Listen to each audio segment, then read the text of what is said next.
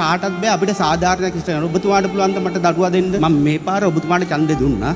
හැබැයි මම දේශපාලකයෝ කියන කාවත් සතපහකට විශ්වාස කරන්නේ නැහැ. මොකද එදා ඒ ප්‍රහාරය ඔබතුමාත් දැනගන්න ඕනේ. එදා ඒ ප්‍රහාරය ඕන තරම් වළක්ව ගන්න අවස්ථාව තිබ්බා. නමුත් දැන් අපි මේ පාරේ එනකොට අපි නිකන් මේ සත්තු වලල්ලු වගේ චෙක් කරන්නේ. හරිද?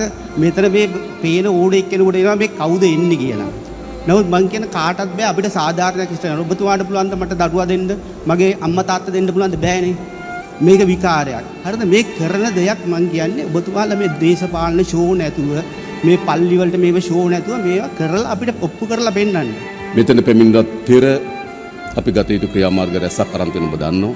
ඒක කිසිසේත්ම ව්‍යාජ ප්‍රබන්ධයක් නෙවෙයි. මම කියන්නේ අප්‍රේල් මාසේ 21 ඉඳන් මේක වෙලා නොවැම්බර් මාසෙ වෙනකම් බලේ හිටිය මාස 6කට ආසන්න කාලයක්. උණුවේ ප්‍රශ්නේ තිබුණු වෙලාව. හරිද? විසඳ ගන්න බැරි වුණා. ඊට පස්සේ මොකද වුනේ?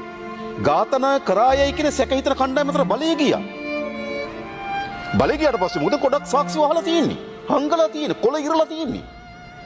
කොළ ඉරලා තියෙන මතක තියාගන්න. පොත්වල. ඒතර මොකද්ද වෙන්නේ?